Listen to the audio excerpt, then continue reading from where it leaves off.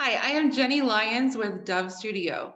We are a kitchen and bath design firm working directly with interior designers, builders, remodelers, architects, and homeowners throughout Atlanta. Our showroom is in Roswell on Holcomb Bridge Road and features 5 lines of cabinetry to meet all of your design and budget needs. We are also able to help with appliances, lighting, plumbing, and countertops should you need assistance with those areas as well. Our showroom at ADAC West exclusively features our custom line of cabinetry wood mode. Here we have examples of contemporary and transitional kitchens that showcase the many custom options available in this line. You can visit our website or make an appointment to stop by and talk through your next project. I am so excited to introduce one of the keynote speakers for today's event. Suzanna Hamilton is the home and design editor for Atlanta Homes and Lifestyles magazine. She's been a byline features writer for more than 12 publications on both the East and West coasts for more than 20 years, during which she's moderated panels with nationally renowned designers and architects. Susanna's business experience includes being the founder and president of Art Smart Strategies, a company that creates strategic business development, brand engagement, public relations, and editorial content for creative entities. Previously, she was a dealer on firstdibs.com with showrooms in Atlanta, New York, and Jackson Hole, wherein she sold documented antiques and art to investment level collectors. Susanna and her companies have been profiled in Architectural Digest, Veranda, America's Elite 1000, Atlanta Homes and Lifestyles, on CNN, and via many other media companies. And now it's my pleasure to introduce Susanna Hamilton. Hi, Jenny. Thank you so much for that lovely introduction. And we'd like to thank you also because Dove Studio is the cabinet maker for the new Atlanta Homes and Lifestyles show house, which will be in June at Cloudland Station, just outside of Chattanooga. It's in Georgia, but we'd love for you to, those of you who are proximate, to visit the show house. We're looking forward to that. So thank you for that lovely introduction.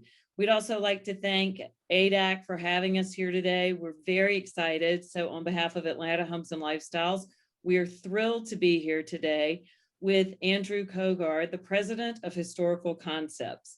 And Historical Concepts was founded in 1986, not far outside of Atlanta in Peachtree City by Jim Strickland.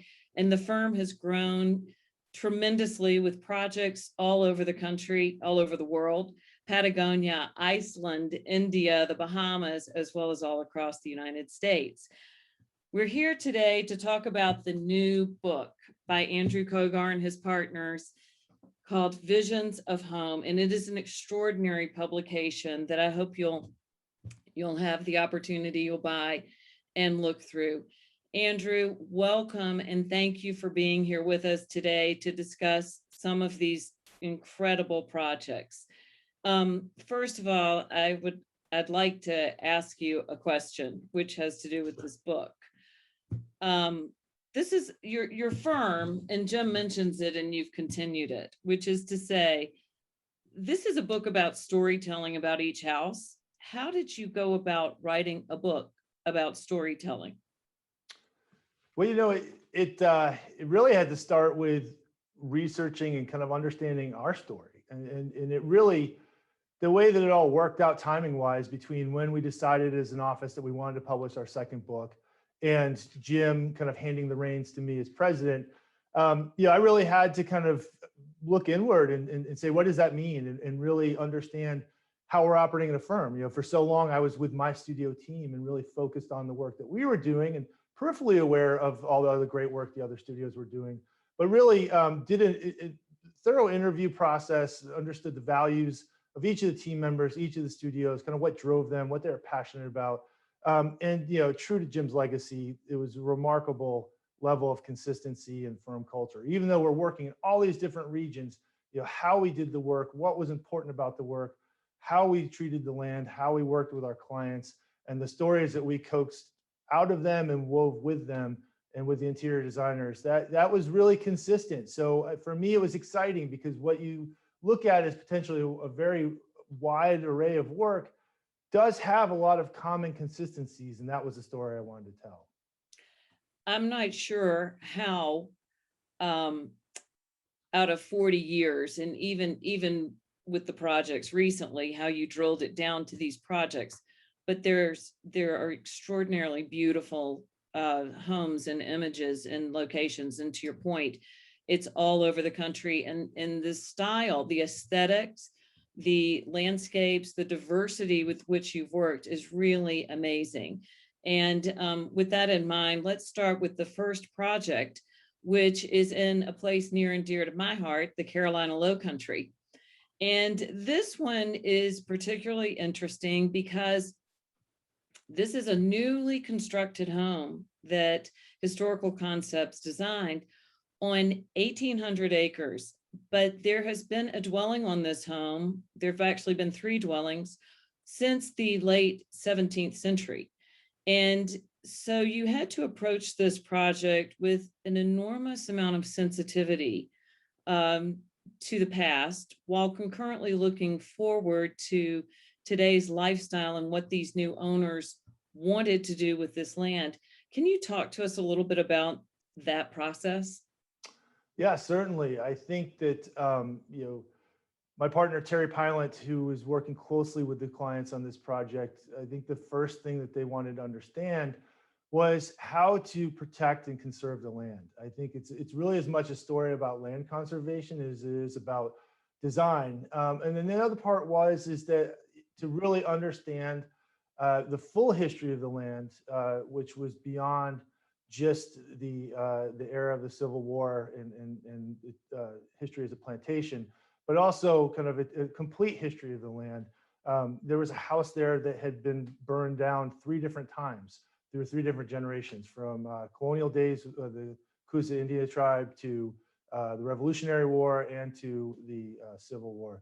So understanding and being respectful of that history, and not trying to look past it or glorify it, but also to really kind of just look to what was truly special, and it's the nature and the character of the land, the live oaks, the views, the water, and how to bring that in a way that is at the same time modest, but also it makes a statement on the land. And so that was really this idea of a raised cottage, as opposed to a double height gallery home, but a raised cottage that is light and airy, but also significant and proud on the land. You can see here we did that through a series of generational layers, looking at what could have been the original cottage in the 1800s, early 1800s, and then how that could have evolved to enclosing the porch through these large windows that you see here in the 1930s, where they could have cut out the ceiling of the room in the attic and really opened this up, also kind of in the later 1900s, to create this gallery, this salon that might have been a much lowered ceiling room in years prior. Here we've got the storytelling room. And again, it's all about vistas looking back out to the land. And each one of these openings, whether big or small, we really tried to frame the landscape in a way that really created a work of art. So that in every vista, you're connected instantly, and you know where you are, and you're finding something new, and you're wanting to go outside and bring the outside in. So what a perfect backdrop for what she calls the storytelling room.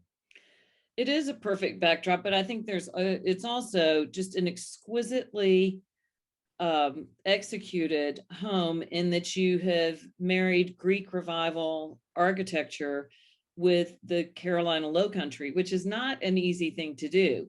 And as you talk about in the book, even the approach to the house, as you pulled that driveway around those gracious, magnificent river oaks that have been there for centuries, and you approach this house, and it has formal spaces and informal spaces.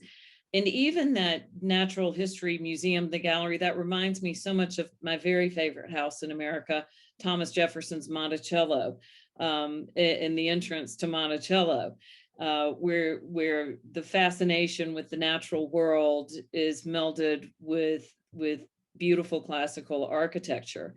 So this, I should also mention, this house, the interior designer was Barbara Westbrook. And I can well imagine that you all worked very carefully between the architect, the landscape architect, and the designer to achieve this comprehensive whole. Absolutely. It was constantly, a process of designing and weaving back and forth from the outside of the architecture to the interior of the rooms, back out to the gardens again. And it took a full team effort with Barbara and with Don Hooten, the landscape architect. And I think that, you know, it's not lost on us, that comparison to Jefferson, but the clients also had a comparison to Teddy Roosevelt as well, the great conservationist and rugged outdoorsman and naturalist. But they are just fascinated with antiquities, fine art, modern art. Just the intellectual curiosity of this couple, I think, shows in the house in a way that's similar to Jefferson, in a way that they wanted to almost create a house that was also a naturalist museum. It showcased, and whether it was overt with the mounts and with other, in the two vestibules at either end, there's a portrait on the ceiling of the night sky that is accurate to the stars and locations of the night sky from their property. And then there's another vista of what you would see contiguous to Charleston. So it's those elements, but then it's also the subtle elements of using locally harvested materials and connecting back to the land in every step in detail and selection. And that's where the full team was really important. And then picking up here, like you see up in the upper right-hand corner, a privy that was at one point built on the property, probably again, more towards the mid 1800s. And then us taking our cue off of that in response to the conservation easement the clients wanted to put, we had square footage restrictions on the home. So the guest house and the master wing actually became detached dependencies for the main house, which is kind of strikingly modern when you think about it, to not have the master bedroom, as part of the main house, but to be a separate pavilion. But it really spoke to the forms that were already present in the land, and modest forms at that. And again, bringing in arbors, bringing in gardens, and tying to the landscape whenever possible. Because there is a garden on this property, either from the 18th or 19th century, a boxwood garden, isn't there? That's correct. And I think you worked around. Yeah, we'll see that in a little bit, but that was another point where we had to work with Barbara and the landscape architect to not only just have the garden there and to bring it back, but to make it a vital part of the experience of the property, and what rooms faced it, what rooms walked through it, and really kind of make it part of daily life. I mentioned earlier about the owner suite, and this here, I think this is a great example of Barbara working with Terry to bring in plaster on the walls, plank on the ceilings, a recycled or reclaimed colonial hearth, chairs that had their original coverings, but then a striking modern piece of art hanging above, and more contemporary curtains.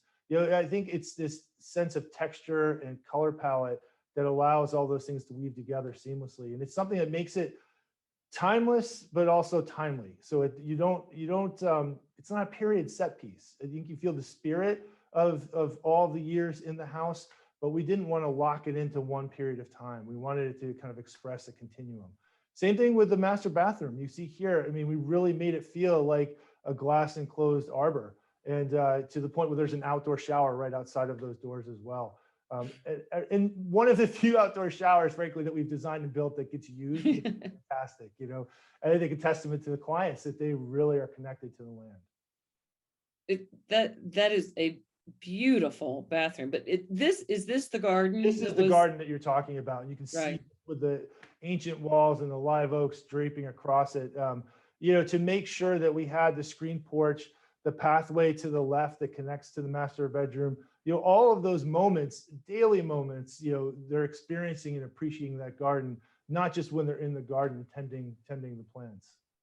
No, and it's always so fortunate when a garden like this falls into the hands of someone who appreciates it, and as well as an architect who understands to work the house around it rather than just tear it out and start over. I mean, it's beautiful. I mean, every vantage point from this home is beautiful. Even this fretwork is around the roof lines, the columns. By the way, is that brick fence, was that original to the property that's framing the garden? So the one to the left is, and then this kind of around the armor area and the extension around it was an addition. But again, that's where the landscape architect really working with us picked up on all those cues, and I'm glad to see it wasn't obvious where that transition was, which is exactly what we're trying to do, is kind of blur the lines a little bit.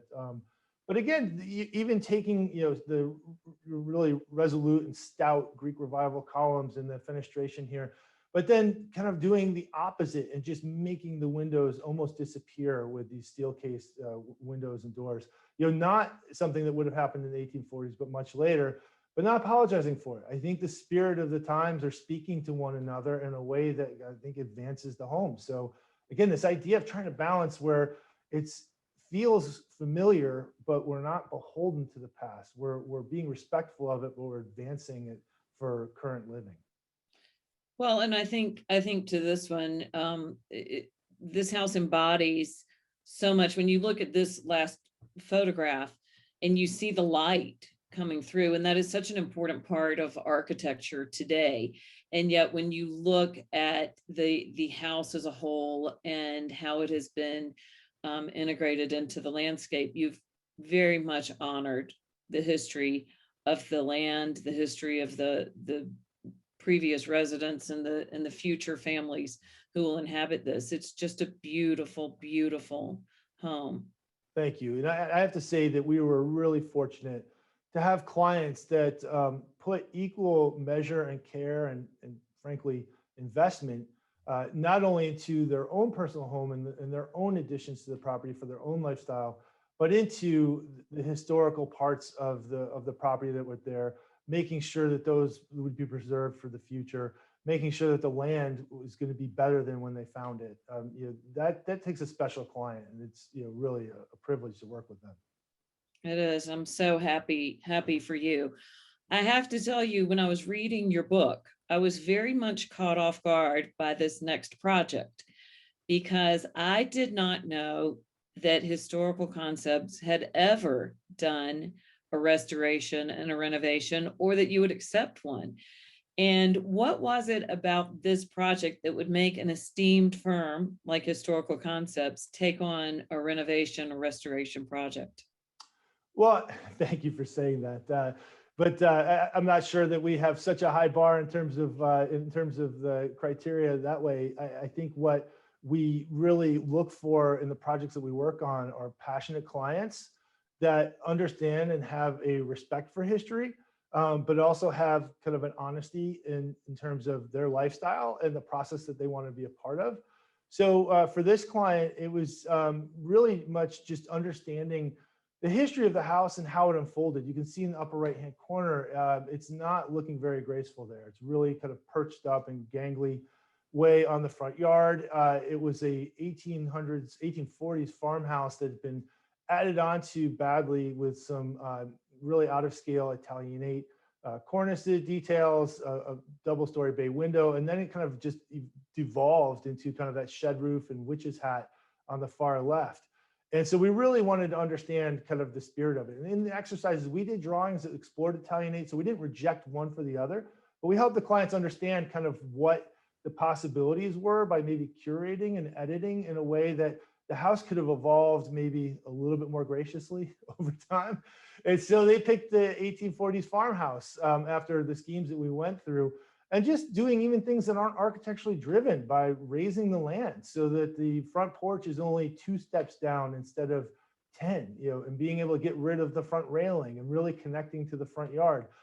Really trying to soften the edges a little bit and embrace the site. We had a chance early on to work with Ed Hollander, who's an amazing landscape architect, and then the interior designer, Stephen Gambrell, worked with us as well. So, on the back, though, we still needed to create additions, right? So we were almost creating our own generational timeline. So we looked at one kind of significant gable addition that you see here, that was the new owner's bedroom and suite.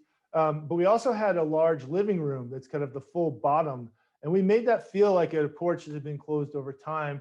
And then with a sleeping porch up above, that ended up becoming the owner's bathroom and office space. So, trying to even break down our additions to look like they had been added on incrementally over time, and really, again, soften the corners, because this house really is very much kind of a 360 in the land, the way that it's perched. But with the renovation, there are constraints that we don't have on other projects. One was ceiling height. We had to work with existing ceiling heights.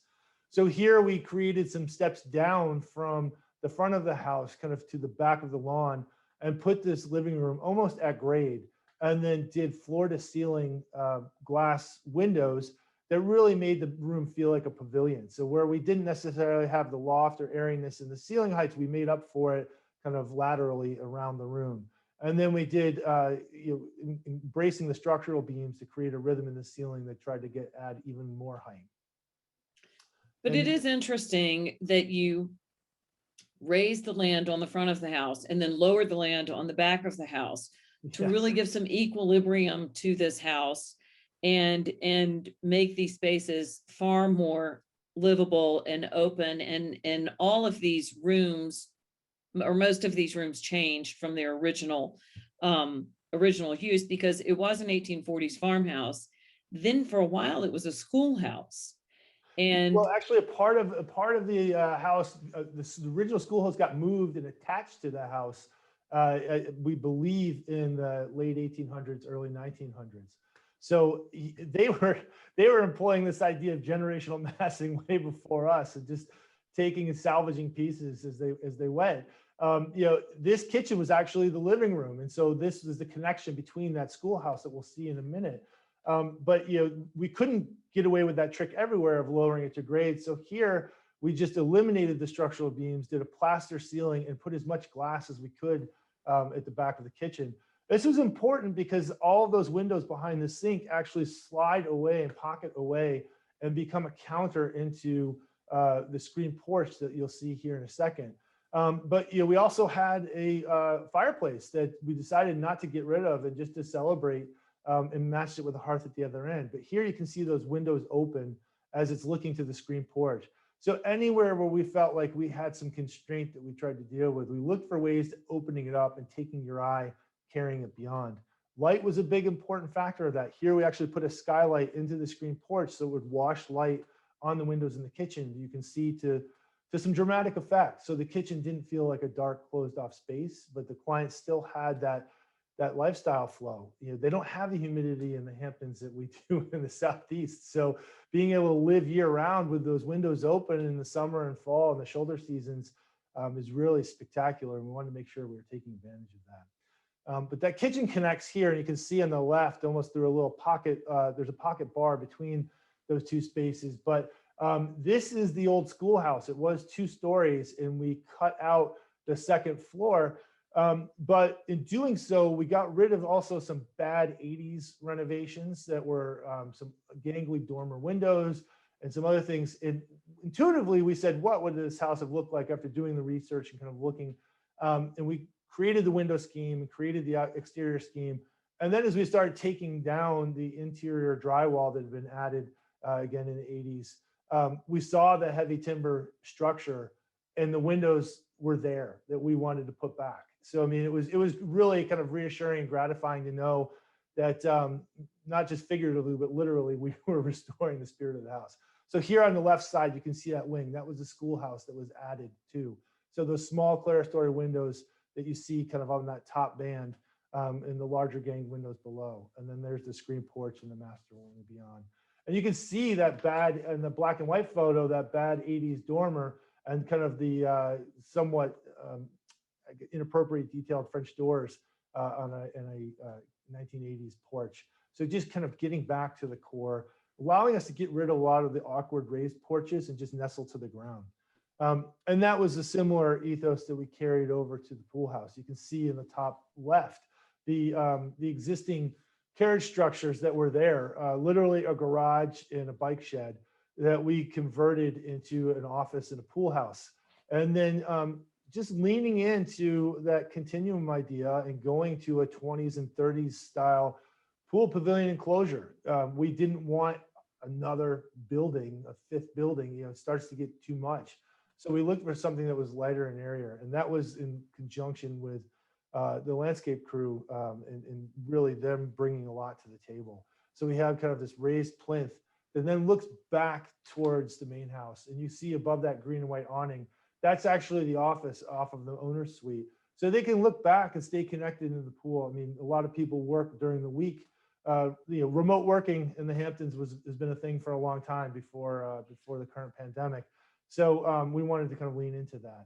But it's really just about creating spaces that are intuitive, that you understand, that are comfortable, that have a sense of identity and connection to the property, and really just kind of are seamless in terms of lifestyle. And I like to think that we did that with this project. Well, and I think this house very much speaks to that, because I think that passing by this house, one would never know that it had been restored and renovated, and that it had evolved from the late 19th century. I think you did a fabulous job. I love that you have a sleeping porch and a screen porch on this house.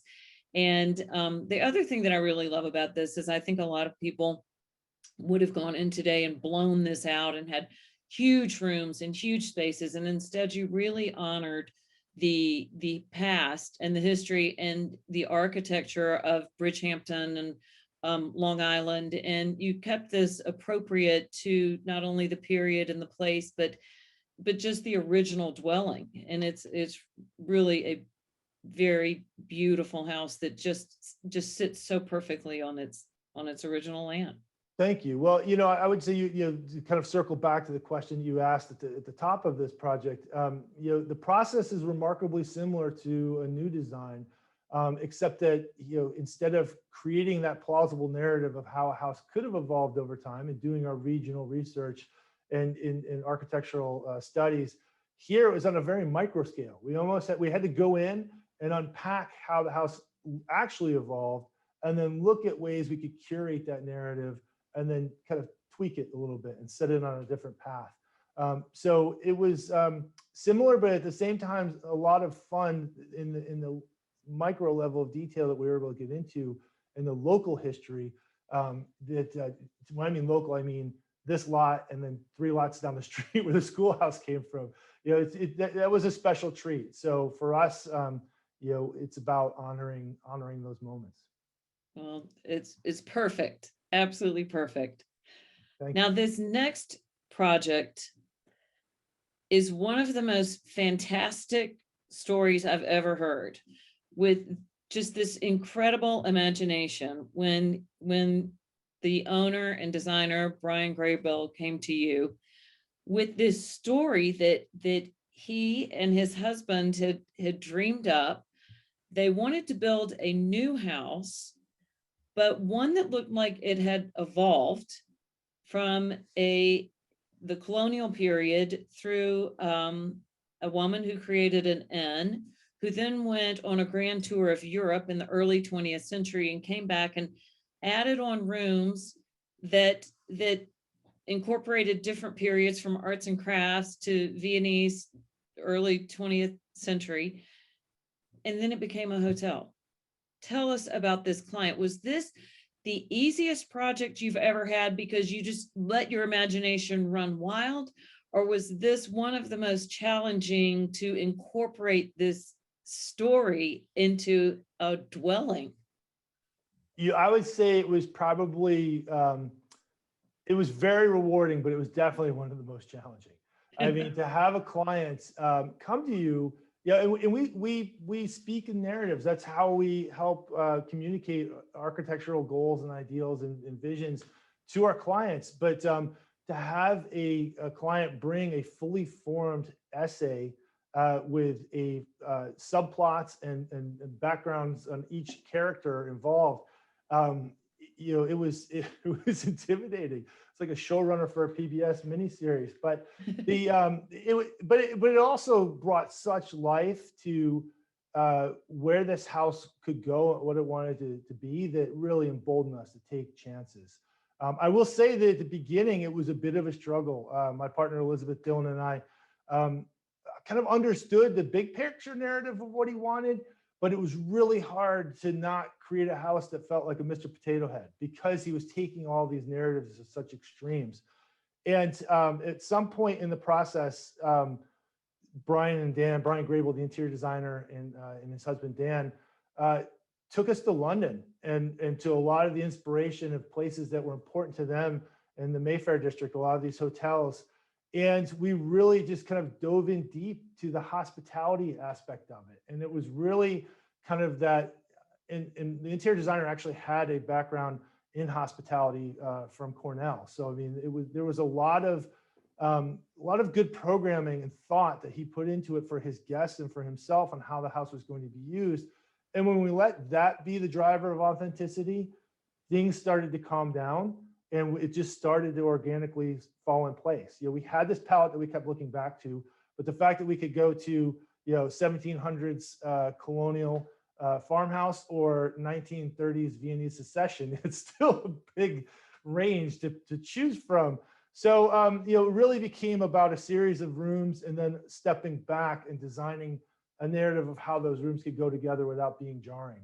And that was a lot of fun. Again, we pushed limits that I don't know that we would have gone to on our own without the client there pushing us along.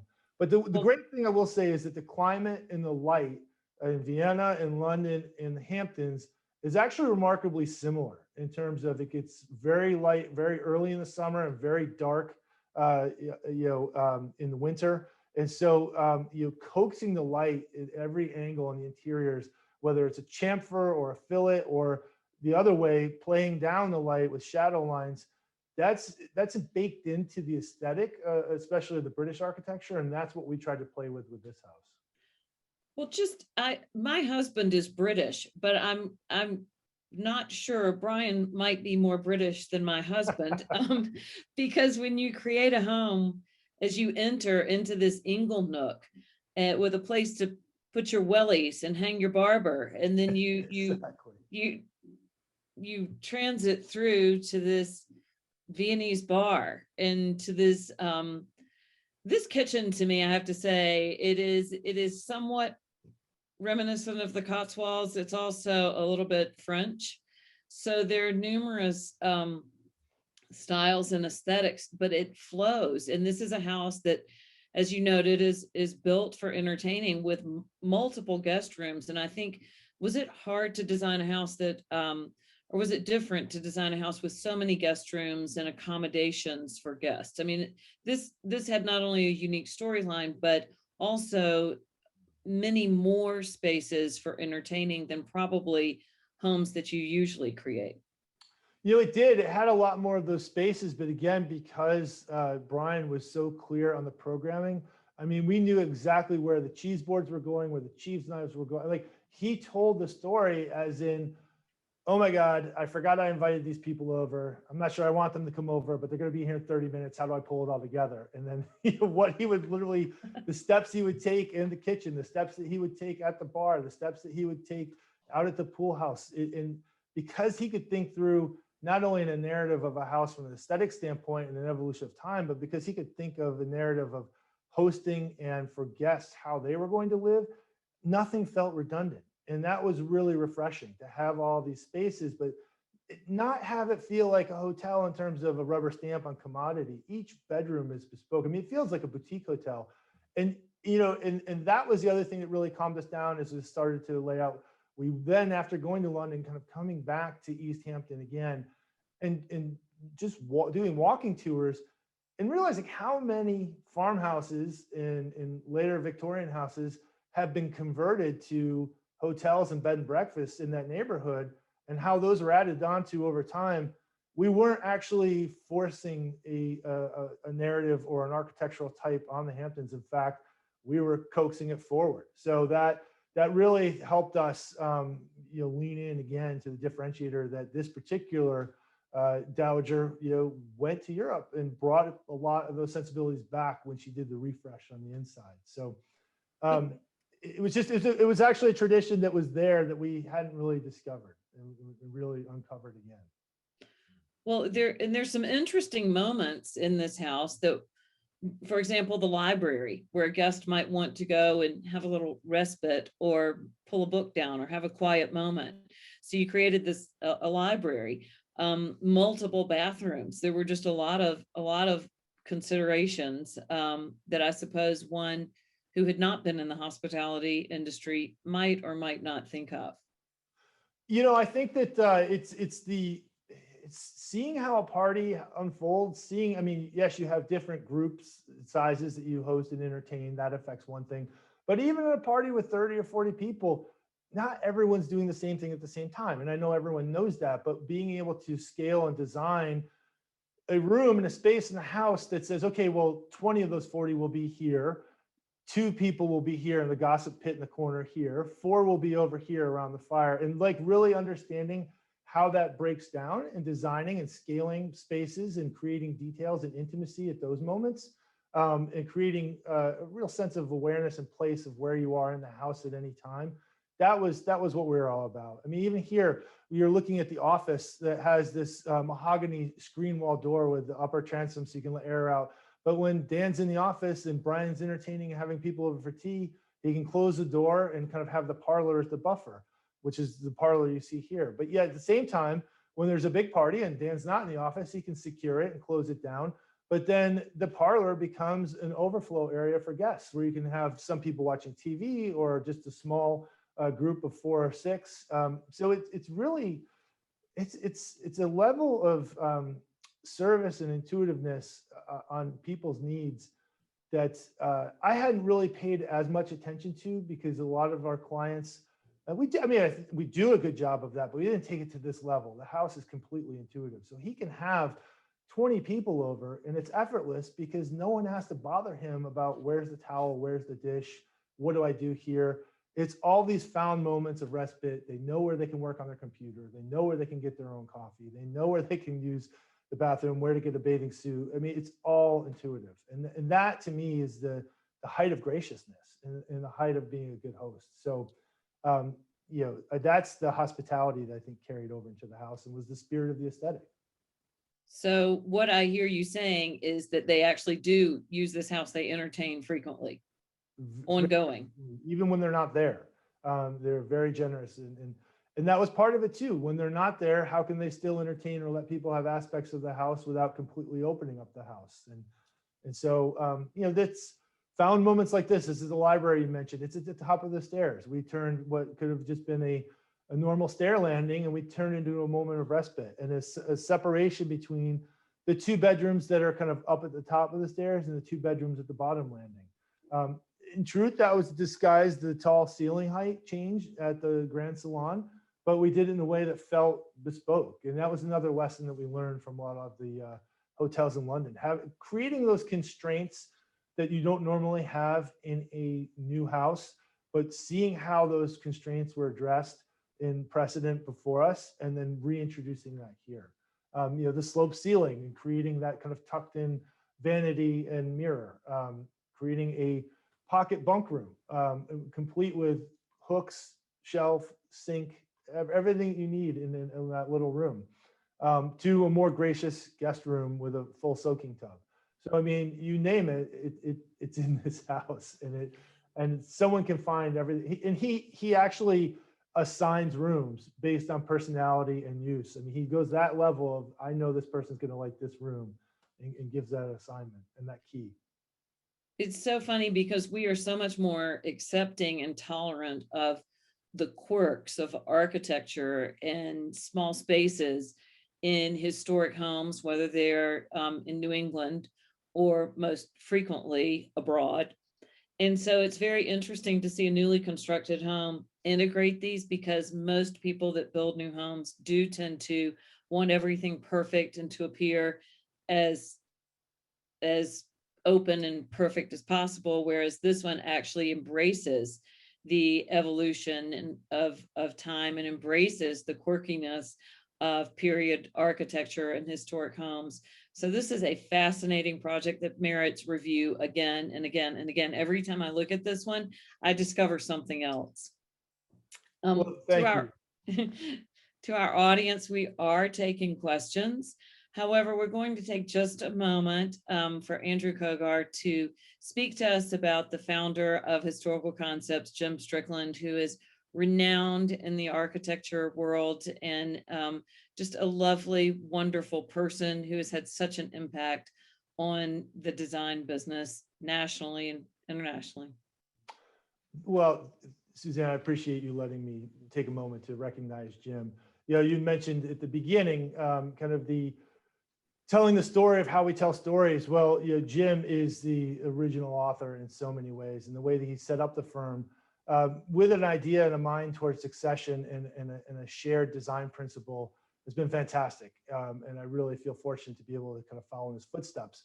But as you can see in these photos here, he is still very much a design force within the firm. This is a project that he recently created with his co-studio manager, Clay Rokicki, at Spring Island in South Carolina.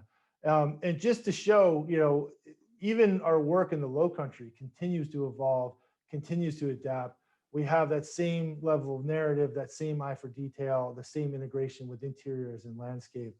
And it's awesome to see the firm set up in such a way that Jim can kind of hand over leadership without having to step out the door. And he's still very much a dynamic force within the firm, and we're all glad to have him. And I just wanted to be able to show kind of full circle, how we started in the Lowcountry, but we're certainly still going strong, even though we've been taken further afield.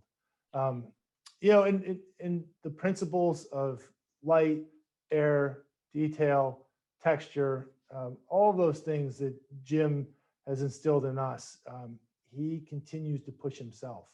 And I think that, he won't stop pushing himself, which is really inspiring for us to learn from on a daily basis.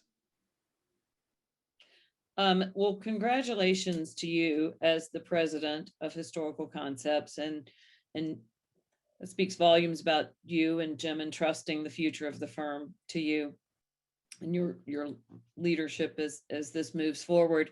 But as I noted in the beginning, Historical Concepts has projects not only in the United States and in every part of the United States, but also in the Bahamas, throughout the Caribbean, Patagonia, India, Iceland. I mean, it's quite a resume.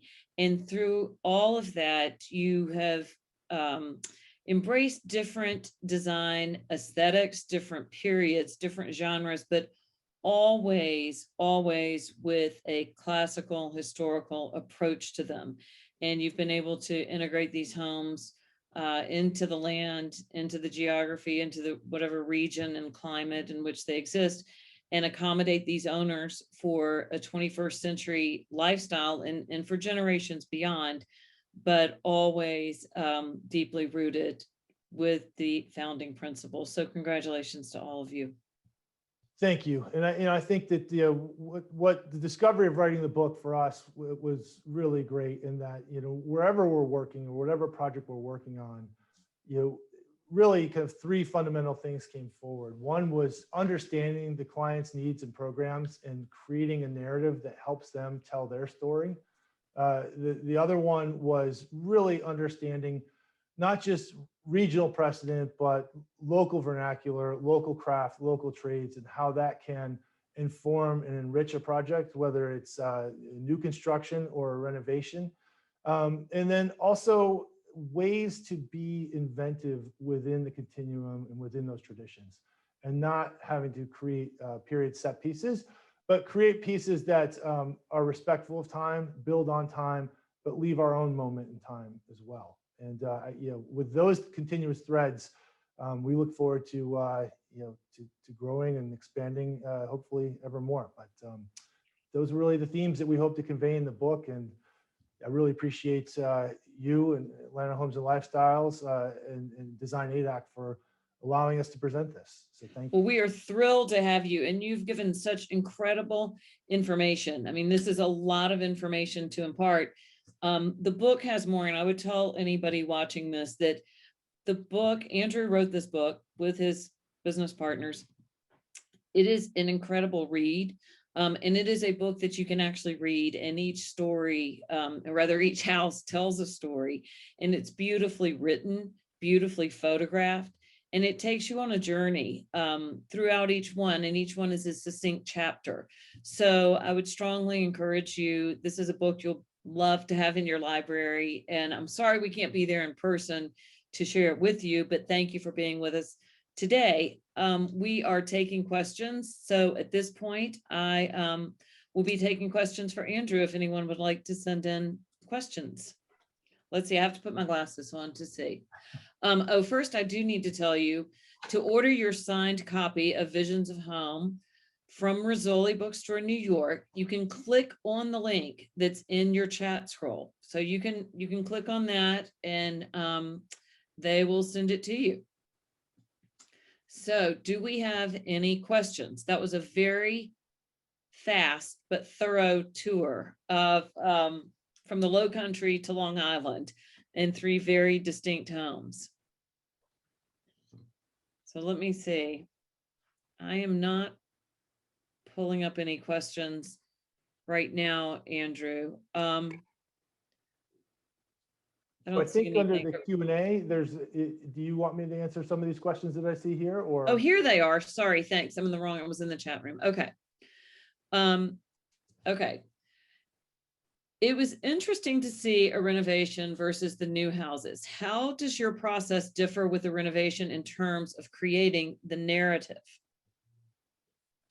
I think for us, as I'd mentioned with the second project, really understanding how the house has evolved and how it got to where it is, but not being beholden to that, and kind of going back to those and finding the forks in the road, so to speak, where the house turned, what generation made its addition and added on, and see if that's the decision that we want to make or not. And if it is, then we try and bring that back to its grandeur. If it's not, then we start looking at what other choices could have been made at that time, whether it's materials or whether it's specific styles or certain craft aspects of craftsmanship.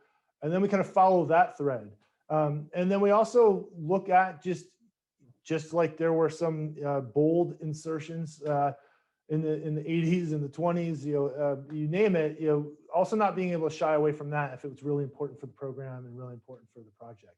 So it is very much collaborative with the interior designer and the landscape architect to understand what the potential is for the homeowners and how it can serve the house. It's not just arbitrary in terms of aesthetic. We have a question about the designer, so I'm going to repeat those again. The first house in the Lowcountry was designed by Barbara Westbrook. The second house, the 1840s farmhouse renovation in Long Island, was designed by Stephen Gambrell. And the third house, the Dowager Inn, was designed by the owner, Brian Grabrill, who is also a designer. So those are those designers. Here's a question for you, Andrew. Do you see a shift away from large great rooms to smaller living spaces? I think that we are starting to see more interest in, back to defined spaces. I don't know that it's the full jump back to the separate formal living room and separate formal dining room yet. There's still very much, I think, the casual aspect that is intriguing. But I think that especially with COVID and with the pandemic, there are some Achilles heels with the huge open floor plan. You cannot block off sound. If someone needs to work in one corner and someone wants to watch TV or kids want to play in another, it's there. And the same thing too is that you can't hide or screen mess. If one corner of the room's messy, the whole house sees it. So I think this idea of flowing as opposed to just one large room, flowing but changing lines of sight, and kind of having contiguous spaces but maybe defined with ceiling beams, glass screen walls, different ways to kind of keep sight lines and connectivity, but also create some partitions and separations. I think is becoming that practical balance, but it also creates a whole new aesthetic that we've really been diving into. So here is another, there are a lot of questions and I don't know that we'll be able to get to all of them. When creating timeless designs, how do you balance various narratives and periods when designing a space? I think it's trying to not just look at a project as a timeline, and kind of, which maybe is how I've been speaking about it a little bit, but it's also taking that timeline and trying to understand the intent about what those different choices and how they were serving the homeowners and serving the house, and kind of overlay that with our clients' current needs, and to see where those things may serve the clients now. And when I say clients' needs, I mean just what I talked about. They want to be able to have parties, but they also want to be able to have 2 or 3 different things happening in the same room. They don't want to be beholden to just one lifestyle aspect. The house needs to function on multiple levels. And so understanding those program needs, and then laying those layers of time to those current needs, there's a lot of solutions that don't need to be reinvented. I mean, when you think about what's happened in the early 1900s in the response to the pandemic then, and how that affected where radiators went, whole house heating, open air. I mean, there were a lot of responses in the built environment to that pandemic that have just been carried through now that are equally, I think, valid or being rediscovered. So in that way, just because it had a specific purpose or use at one time doesn't mean it's not still valid now. So back to when I said I was surprised about seeing a restoration in the book, in that restoration was a spectacular restoration on a period home, on an authentic home that had been there. But there's a question, do you have a preference whether a home is newly built, newly constructed, newly imagined versus a renovation?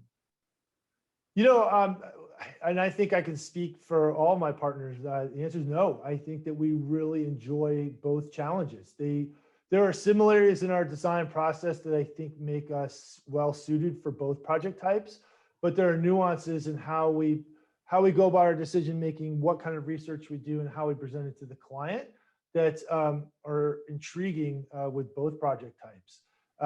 And I think that sometimes the highest level of creativity comes from the greatest constraints. And I think that some of the constraints that we get from the renovations on a tight lot or in a historic neighborhood, but with clear needs and demands for a client with a modern lifestyle, that is challenging, but sometimes the most rewarding design solutions. So both are great project types. Another question is, when you work with interior designers, do they come in on the front side of this project and create the narrative? Are they part of the discussion with the narrative and part of that creative process? Or do you generally start the project and then designers come in after you've set the narrative and sort of have established the direction and plans of the house? Yeah, we try and get the interior designers and the landscape architects involved as early as possible. A lot of projects, frankly, were being brought to the table either by the landscape architect or the interior designer already in place. So that's always great, especially when it's people that we've worked with before in the past. I think there are times where we will look at zoning and setbacks and just constraints and maybe look at an overall kind of program layout. Not necessarily even a locked-in floor plan, but sometimes it's kind of a yield study just to get a sense for what's feasible on the property, and then bring in an interior designer. But we usually try not to get too far down the line without an interior designer and landscape architect on board. I think that's because everyone is looking at the client's needs from different lenses. And it's easy to sometimes get tunnel vision just from your own lens. And I think when you have all the team members on board at the same time, you make sure that you don't go down a rabbit hole or paint yourself in a corner. And it also challenges you in a good way to kind of feed off of one another and respond. So, it's been great. And I think that it's been interesting to see with interior designers in particular. There is a set of interior designers that really want to get engaged early on. And then there are others that want to wait until the floor plans are more developed or the architecture is more developed. And I'm not quite sure why that is, but we've made sure that we clearly ask and kind of set those expectations with the team early on. I suspect some of it has to do with how agreements are set up in terms of, I know that there's interior designers that work more on commission based, and there's other ones that work on a design fee based, and maybe it's coincidental, but I think the ones that have more of a design fee based are less reticent to kind of get in early on, because I think that their time is always going to be compensated. And so even though they're not kind of building the schedules or doing work for many more months, they seem to be ready to dive in.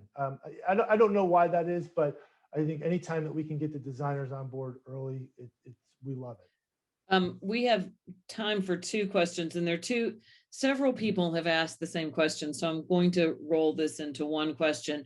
But I'm going to ask you the simple question first, and I'll let you end on the more personal question. The simple question is, do you see a move towards or continued popularity in houses that are on one level, but adapt to multi-level living for guests? In other words, do people want to have primarily their main living space on one floor? You know, that was really strong. I would say really almost, I could predict that for almost every client pre-pandemic. I think for younger families, post-pandemic, suddenly the idea of separation or the idea of not being on all one level, but being closer to the kids at one aspect, or having different areas to be able to work. I feel like the idea of the floor plan has been in some ways getting a little bit of a callback to maybe more of the 30s and 40s. So we'll see where this plays out. But I think, you know, with people that are empty nesters or don't have kids, the idea of single level living is very strong still, and we're working through that. But it's interesting to see how families, especially with families that have, you know, double income, two careers at home at the same time, working remote, what those real world constraints have created, and the reconsideration of those floor plans. We don't have a lot of time left, so I will just say this. People have asked how long these projects take. These projects are many years in the conception to completion phase. There's a long time in there. It's a very deliberate process. But the question that people keep asking, that I will phrase for them, because there's so many different ones, but was there a defining moment in your career which really solidified your love of this work of architecture rooted in history, in historical properties? You know, I think that I mean the short answer, and I don't mean to be you know glib on this at all, but it really was when I came to work for Historical Concepts. You know, I had a little bit of a different career path. I knew that I wanted to. During college, I had some great professors that kind of shed the light for me on the fact that I did want to practice classical and traditional design. And I did also want to be involved in land planning. That was abundant. And going to the University of Miami, that focused, and kind of the dean helped create and shape this idea of new urbanism, or going back to the traditional planning. That was a great incubator to be at. But then when I went in the Army, after college, I served in the military for a while, and I was stationed in Germany, in Bavaria. And I got to see all of those, you know, living in centuries old villages and towns, seeing all those principles I learned at school play out on a daily basis. It was fantastic. And then getting out of the military, and I was in a weird point in my life or time where I responded to a AJC want ad online. So it was digital, but it was still print. So anyway, and I found Historical Concepts, and Jim had been doing everything that I'd hoped could be done, from planning to development to historic and traditional architecture. And to be able to get the chance to come here and meet the partners, you know, in just every day since has been a growth opportunity for me. And you know, I feel extremely lucky to have found it. And we should note that the firm has grown from the original firm in Peachtree City to now be in Atlanta and New York. And, you know, I don't know that Jim could have even envisioned when he started the firm what this has become. The imprint left, the generations of families that will participate and live in homes by historical concepts. It is quite a legacy for Jim, and it's a legacy for you and for all of your partners and everyone associated with the firm. And with that, we'd like to thank you, Andrew. You've been tremendous. This was enormously informative, and we cannot thank you enough for this greatly detailed tour of these very different, but all phenomenal homes. And thank you for being with us today. And don't forget, click the link in your chat and you can order Visions of Home and take a tour again and again and again when you read the book. Thank you so much. Thank you, ADAC. And on behalf of Atlanta Homes and Lifestyles, we hope you have a great rest of the day and enjoy the rest of Design ADAC this spring. Take care. Thank you, Susanna. Thank you. Thank you.